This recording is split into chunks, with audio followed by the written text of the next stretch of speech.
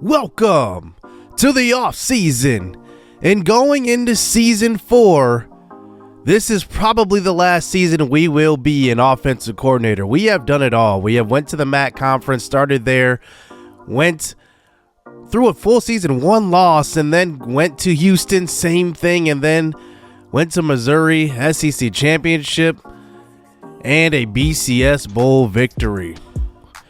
But there was an issue this season, and it was our scoring. Our scoring determines our prestige going into the offseason, and we have just a C+ prestige.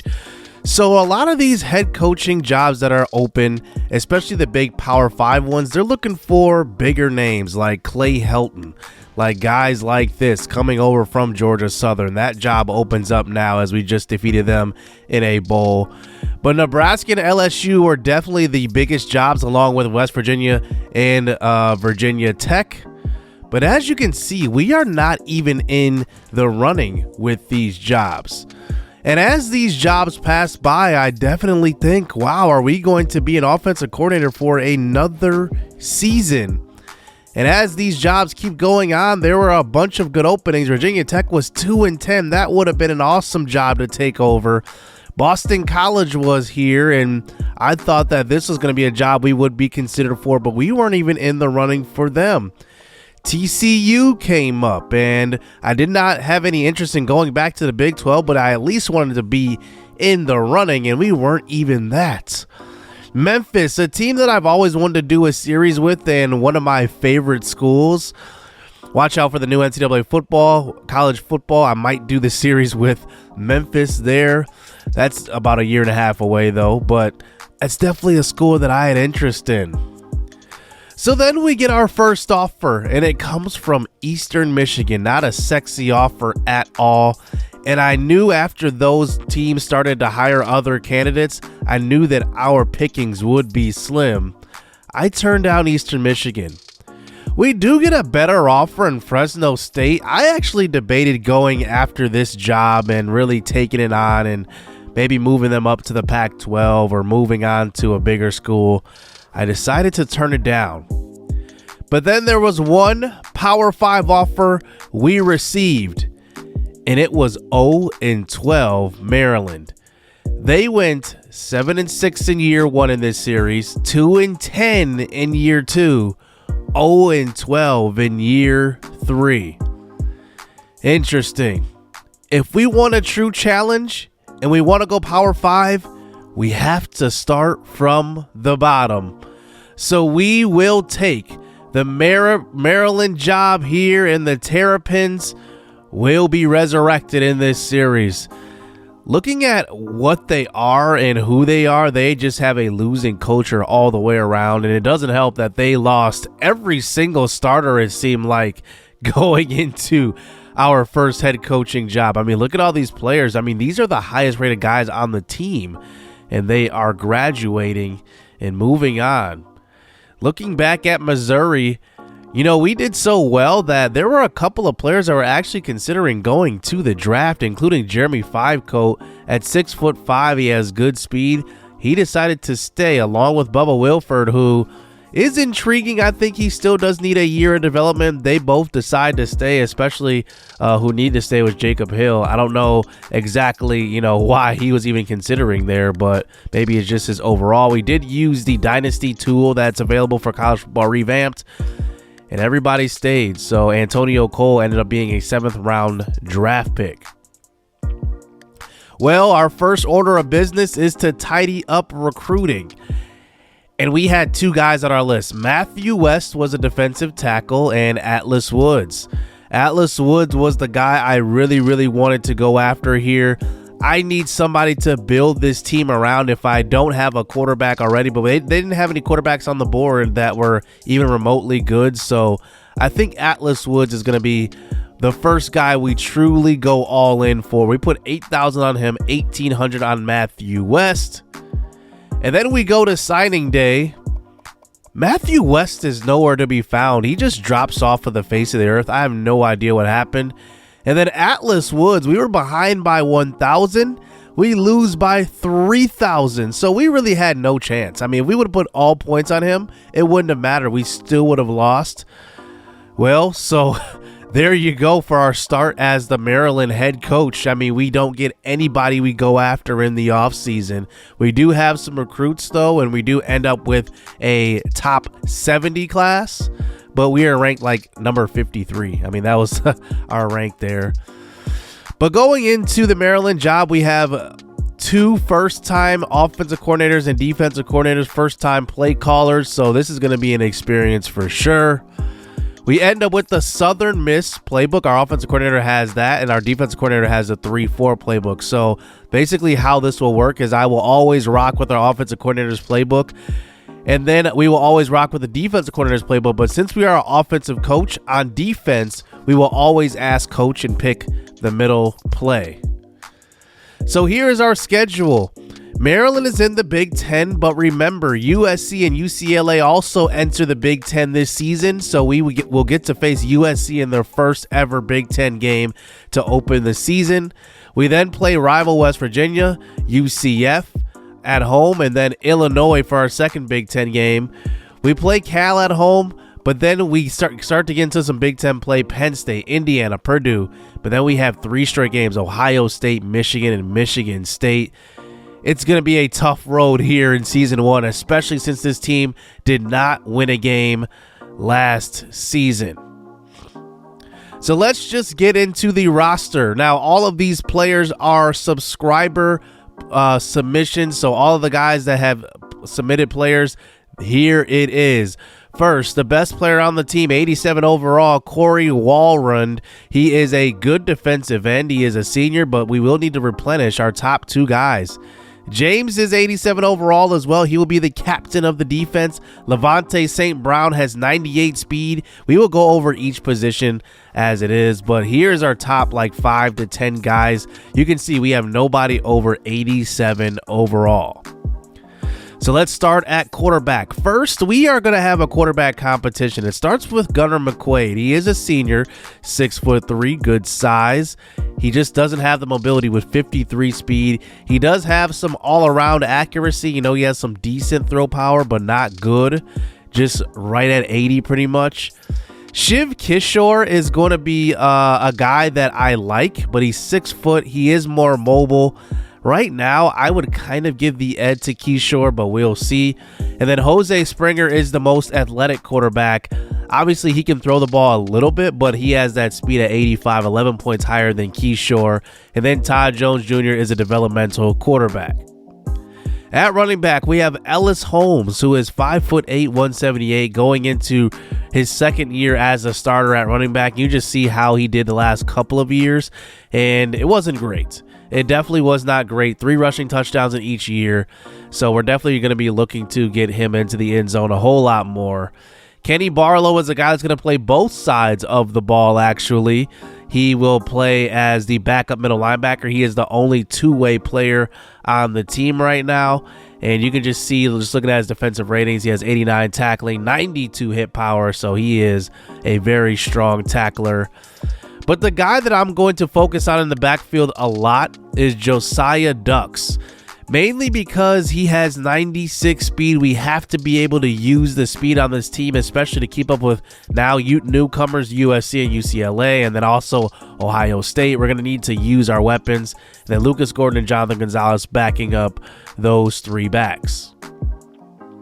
We won't use too many fullback formations with Lee Petzel, but the receiving core definitely needs some work, but we do have one bright spot. It's Levante St. Brown of the St. Brown family, 98 speed, 99 acceleration.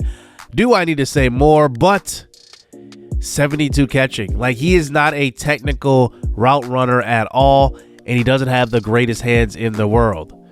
If we need a first down, we're going to go to Jace Washington, who is just not an athletic player.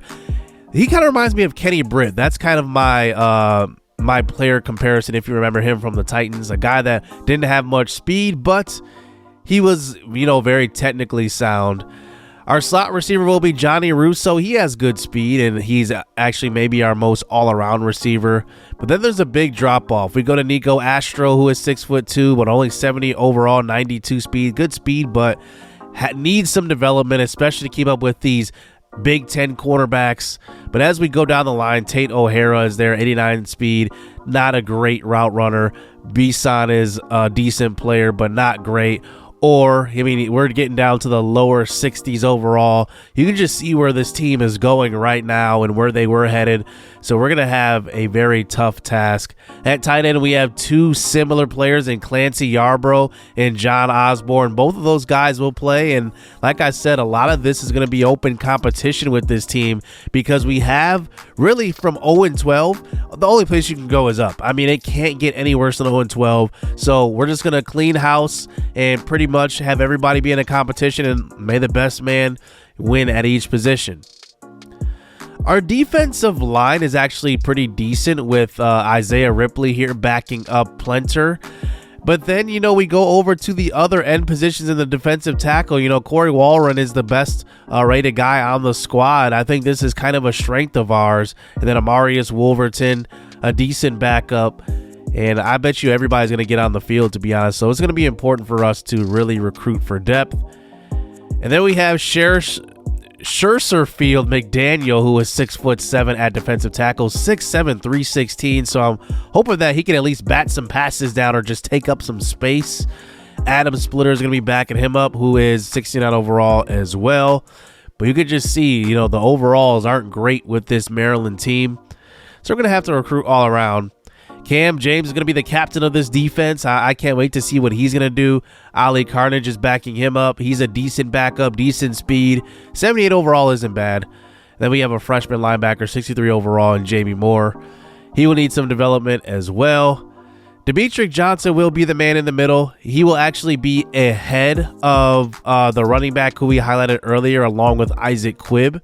Isaac Quibb is decent, but I do worry about that awareness really being on the field. You got to be aware, especially on defense. Can't make mistakes. Then we have a backup in Drake Sherman, who is also a senior who will mostly play special teams. And then some other young developmental guys, but in the low 60s as well. Connor Summerfield will be the outside linebacker. He is an excellent tackler. One thing I like about him is play recognition is at 86, so he's going to be a guy that is going to be making smart plays. Zion Shockley is going to back him up along with Terrence Butler Jr. and Jeff Ross, who is a sophomore. So we'll get a few years to develop some of those young guys behind the veteran senior linebackers. At cornerback, we have the Draco brothers, Draco Linston and Draco Thompson. Both of those guys have a pretty unique skill set. We will go over each of them, but you could just see like the other guys. We have probably 5 good cornerbacks that will likely rotate in. But Draco Linston is interesting, 90 speed, 97 man, but Draco Thompson, 83 speed, 90 acceleration, but good in coverage. So I'm hoping that Draco Thompson is the one that's targeted the least going deep, because with that 83 speed, he's going to have some issues. We do have Taylor Furr backing him up, and then we have some other decent cornerbacks, but nobody great. So I think that's a position we're going to have to recruit for openly, and we're going to have to keep adding depth to it. At free safety, we have a couple of guys. Gentry and Gallagher are there, but at strong safety, it's really going to be one of those positions where it's an open competition between Sean Gibson, who is a true freshman. He's coming in. MJ Kennard is another guy very similar to Gibson. And then TC Peterson, who maybe will be the least favored in this position, but he has decent speed. We do have a good kicker in Chase Stringer and a decent punter with Chris Stewart. I did want to highlight recruiting because this was the one thing that I kind of laughed at. The top player on the board, Jonell Weah, going to Missouri. I mean, this is just crazy. We leave Missouri and then they get the #1 recruit pretty much. It's going to be interesting to see what we can do here at Maryland. Are we going to be a hot enough destination to go to? Well, I went into practice and I just wanted to get a feel for this team. And one thing I noticed right away is the defense is light years ahead of the offense. I mean, we need some serious work here. Hopefully we just get into the game and start gelling. I'm hoping that that's the case, but we'll see. But this is one thing we'll have to do. Go deep to Levante St. Brown. You can already see that speed on display. and Johnny Russo. He's actually pretty good in the slot. Those are the two guys that I think will be the top targets on the team. But then obviously we'll have to see who's going to be in at quarterback. We put in Kishore here. We had McQuaid in. Kishore, I like him a little bit more than McQuaid because he is a little bit more mobile. I do worry about being 6 foot and, not being able to, make all the throws. But another guy I want to look at here is Springer. We're going to have some packages with him and Ducks, and they're going to run some option for sure. I don't want to expose it all early in the season, but you can just see the potential here with this option offense when we put our third string quarterback in, Springer. I mean, it's going to be a lot of fun seeing how this team develops, and I think this is the perfect destination for us. I think we need to start from the bottom like we did with this whole entire series and just see where it goes from there. So that's going to do it here in the offseason. Let me know what you think of the decision to go to Maryland. We didn't have many options. It was the only Power 5 offer we had. We did have other offers. I believe Western Michigan was another offer. We had like a couple of Conference USA offers, some really small offers, but I was thinking bigger. I wanted to go Power 5 right away. I mean, especially with the resume that we have. But I think it's realistic that we went to Maryland. I mean, a team that just needs a new face, a new breath of fresh air. So it just makes a whole lot of sense. So that's going to do it here in the offseason. Let me know what you guys think of the decision. Hit subscribe. Hit that like button. Stay tuned. Let's get it. Let's go.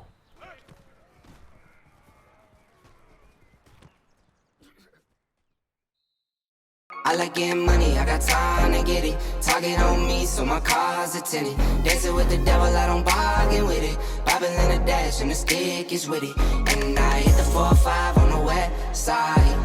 But I'm from the east side, this how we slide. This how we ride, yeah, this how we ride.